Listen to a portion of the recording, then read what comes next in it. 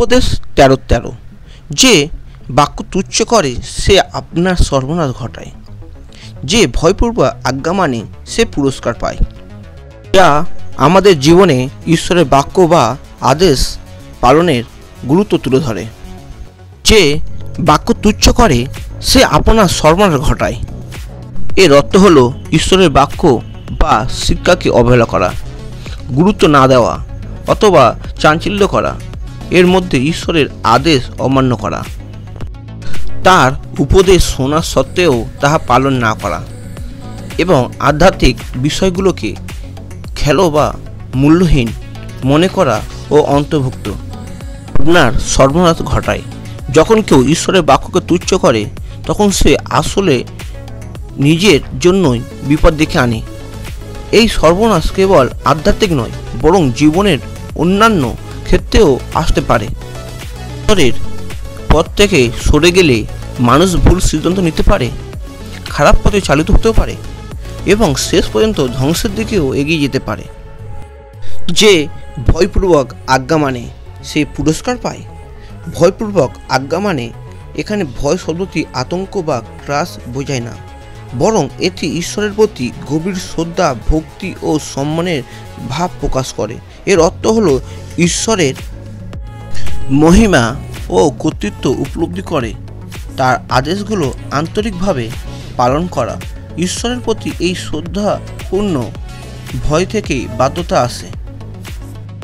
সে পুরস্কার পায়।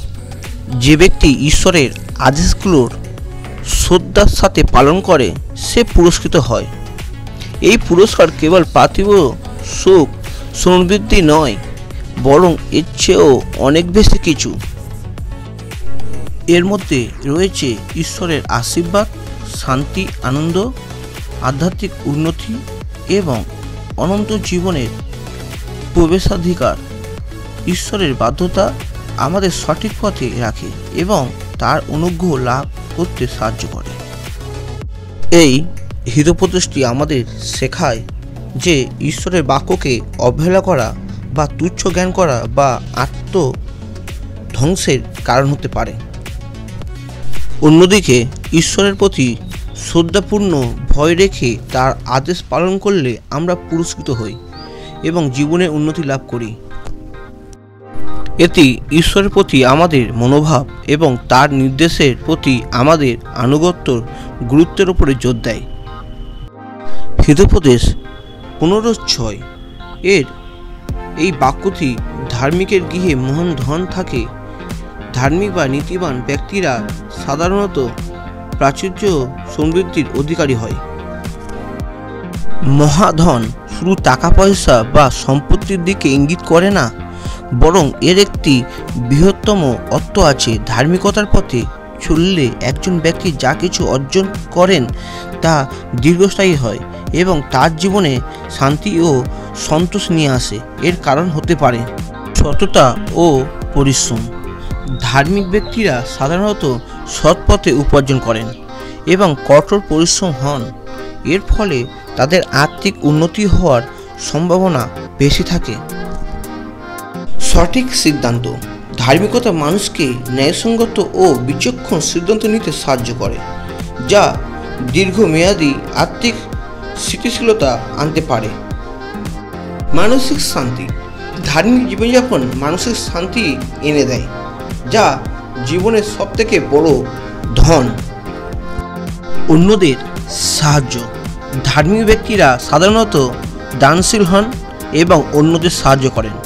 এর ফলে সমাজে তাদের সম্মান বাড়ে এবং অনেক সময় অপ্রত্যাশিত সাহায্যও পাওয়া যায়। তবে এখানে এটা মনে রাখা গুরুত্বপূর্ণ যে বাইবেলের হিতোপদেশ কোনো গাণিতিক সূত্র নয় যে ধার্মিক হলেই প্রচুর ধন সম্পত্তির মালিক হবেন।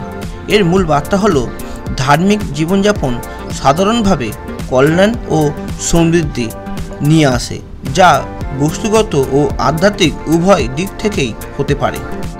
কিন্তু দুষ্টের আয়ের উদ্বেগ থাকে। দুষ্ট বা অন্যায় পথে উপার্জনকারী ব্যক্তিদের আয় উদ্বেগের কারণ হয়। তারা হয়তো প্রচুর অর্থ উপার্জন করতে পারে, কিন্তু সেই অর্থের কোনো শান্তি থাকে না। এর কারণগুলি হলো অসৎ উপায়। দুষ্ট ব্যক্তিরা প্রায়শই ঠকানো, চুরি করা বা অন্য কোনো অন্যায় উপায়ে অর্থ উপার্জন করে। এর ফলে তাদের মনে সর্বদা ধরা পড়ে যাওয়ার ভয় এবং অপরাধের বোধ কাজ করে। অস্থিরতা। অন্যায় পথে অর্জিত সম্পদ সাধারণত স্থায়ী হয় না, যে কোনো সময় তা হাতছাড়া হয়ে যেতে পারে বা আইনি জটিলতায় পড়তে হতে পারে। অসন্তোষ।